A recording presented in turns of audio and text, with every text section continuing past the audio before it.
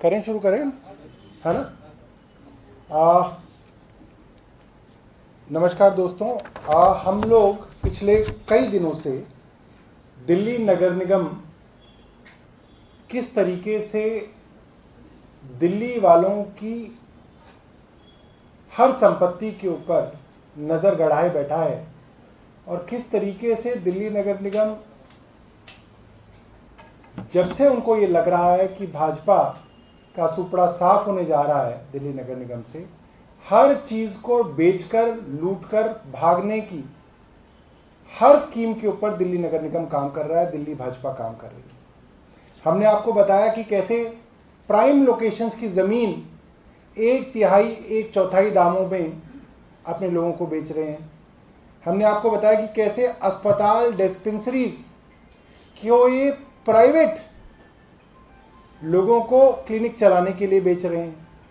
हमने बताया कि कैसे पार्क्स के अंदर, जहाँ पे लोग अपना सुबह का कुछ समय बिताते हैं शांति से, चैन से, वहाँ पर ये दुकानें सजाने की कोशिश कर रहे हैं, पार्कों को दुकानदारों को बेचने के लिए लगे हुए हैं।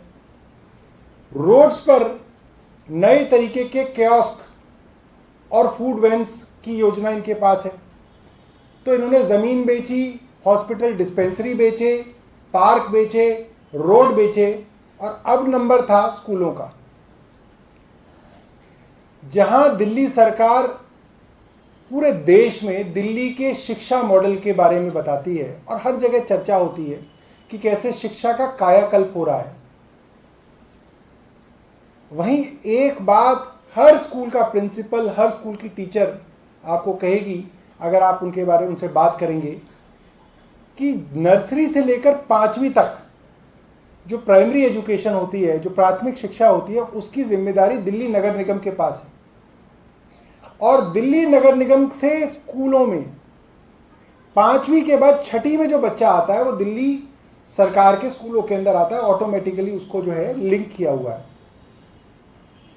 और ये बात कोई भी आपको बता देगा कि 5वीं में जो बच्चा 6ठी में आता है उसका लेवल इतना बुरा होता है कि वो अपने पाठ्यक्रम की किताब की रीडिंग भी नहीं कर सकता।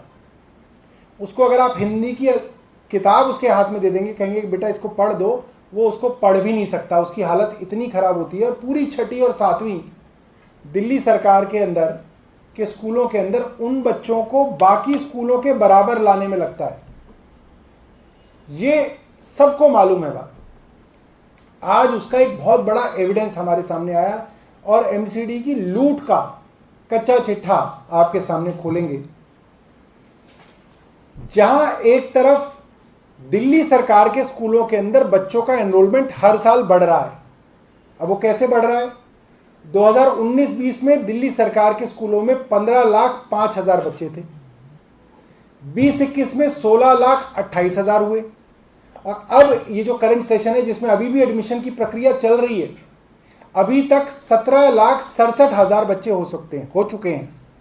15.05 से 16.28 लाख, 16.28 लाख से 17.67 लाख का एनरोलमेंट इस वक्त है दिल्ली सरकार के स्कूलों का। इस साल की अगर मैं बात करूं तो इस साल दिल्ली सरकार के स्कूलों में एडमिशन्स के लिए 2,36,522 एप्लीकेशंस आई हैं, 2,36,522 एप्लीकेशंस। और इसमें से अभी तक 1,58,484 बच्चों को एडमिशन दिया गया है। अब दिल्ली नगर निगम की अगर आप कहानी सुनेंगे तो आप हैरान हो जाएंगे।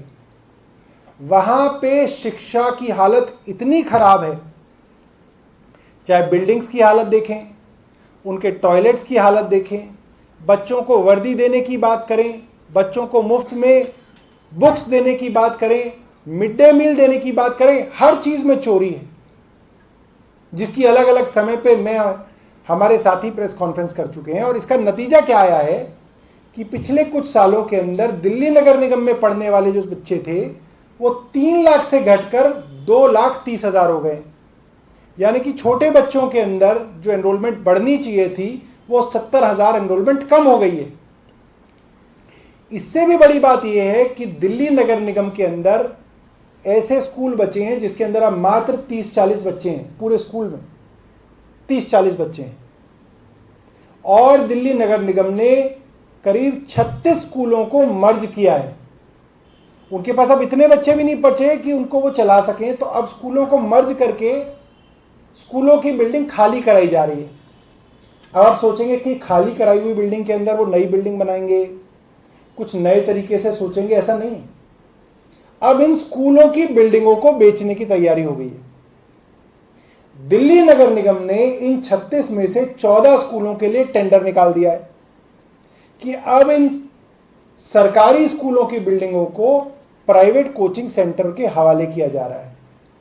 और अब इन दिल्ली नगर निगम के स्कूलों के अंदर प्राइवेट कोचिंग इंस्टीट्यूट चलेंगे और कई सालों की लीज पर देके, इस प्राइम लैंड को कई सालों की लीज पर देके दिल्ली नगर निगम से भाजपा वाले भागने की तैयारी कर रहे हैं। ये कितनी घटिया बात है, कितनी दुख की बात है कि जहां दिल्ली सरकार को स्कूल के लिए जमीन देने के लिए केंद्र के पास जमीन नहीं है, एमसीडी के पास इतनी भी जमीन नहीं है कि वो मोहल्ला क्लिनिक के लिए जमीन दें। अभी तक करीब 500 मोहल्ला क्लिनिक बने होंगे और एक भी जमीन एमसीडी ने नहीं दी है, इनके पास जमीन नहीं है। और ये जमीन जो है ये एक प्राइवेट कोचिंग इंस्टीट्यूट वालों को देके भागने की तैयारी कर रहे हैं। और मैं आपको बता दूं कि ये जो है पहले चरण में नरेला, सिटी सदर Paharganj zone, civil line zone और करोलबाग जोन के अंदर 14 स्कूलों को इस तरीके से प्राइवेट कोचिंग सेंटर्स के हवाले किया जा रहा है। और ये लीज जो है मुझे लगता है 10 साल, 20 साल, 50 साल की लीज पे देंगे और उसके बाद कोई नई सरकार भी दिल्ली नगर निगम के अंदर आ जाएगी तो भी इन स्कूलों को इन प्राइवेट कोचिंग सेंटर से वापस नहीं लिया जा सकेगा। वो जो डिस्पेंसरी ये प्राइवेट क्लिनिक्स को दे रहे हैं वो डिस्पेंसरी हमेशा के लिए प्राइवेट हाथों में चली जाएगी और वो वापस नहीं आ पाएगी। करोड़ों की ज़मीन को ये लुटा रहे हैं, वो लूटी हुई ज़मीन भी कभी वापस नहीं आएगी। तो हम जानना चाहेंगे आदेश गुप्ता से कि वो बताएं कि इसका क्या कारण है कि शिक्षा के अंदर इतनी बदहाली है। और एक एग्जाम्पल मैं आपको दे दूंगा कि ये बाकायदा सोची समझी चाल है। क्यों है आप इसको समझिएगा।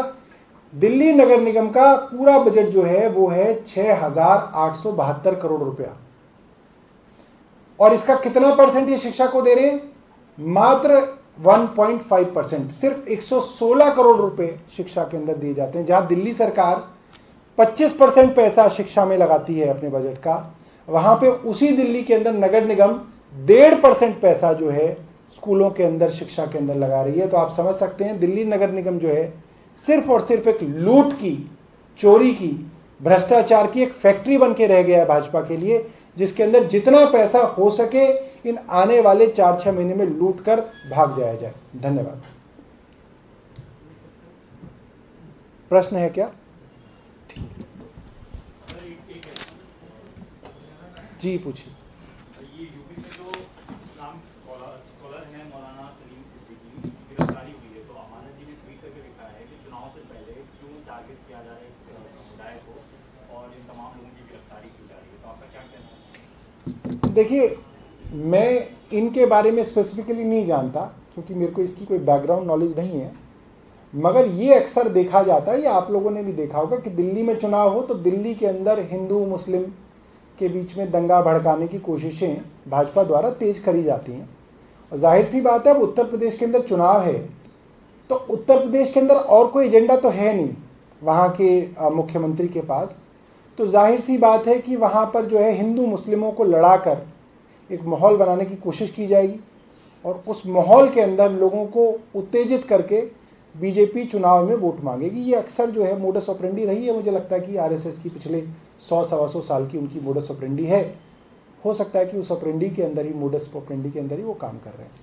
आज बीजेपी ने धरना प्रदर्शन भी किया, उनका कहना है कि 25 लाख बेरोजगार हैं दिल्ली में और पिछले 7 सालों में आपकी सरकार में। देखिए, बीजेपी से बेशर्म पार्टी मैंने आज तक नहीं देखी। ये लोग इस कदर बेशर्म हैं कि जब हम विधानसभा के अंदर प्रश्न लगाता है, एक विधायक विधानसभा के अंदर प्रश्न लगाता है कि स्कूलों के अंदर कितनी भर्तियां बाकी हैं, कितने स्कूलों में कितने प्रिंसिपलों की ज़रूरत है, कितने स्कूलों में कितने टीचरों की रिक्तियां हैं, तो एजुकेशन डिपार्टमेंट से जवाब आता है कि माननीय एलजी साहब का ऑर्डर है कि क्योंकि सर्विसेज दिल्ली सरकार के अधीन ना होकर एलजी और केंद्र के अधीन है, इसलिए इस बात की जानकारी भी ना दी जाए कि कहां कहां पर पदों में रिक्तियां हैं।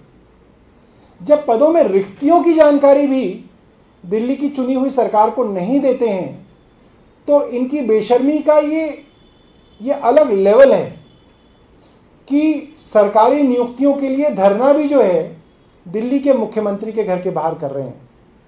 दिल्ली सरकार दिल्ली के अंदर रोजगार बढ़ाने के लिए हर संभव प्रयास करती है। सिर्फ सरकारी भर्तियों का प्रयास इसलिए नहीं किया जा सकता क्योंकि जोर जबरदस्ती से ये सर्विसेज के ऊपर कब्जा करके बैठे हुए हैं भाजपाई। वरना स्किल डेवलपमेंट की बात हो तो दिल्ली सरकार ने पूरी एक नई स्किल यूनिवर्सिटी की शुरुआत की है ताकि बच्चों को स्किल्स की ट्रेनिंग दी जा सके, उनको अच्छी नौकरी मिले। 10 से 12 तक के बच्चों को एंटरप्रेन्योरशिप करिकुलम के अंदर डाला जा रहा है।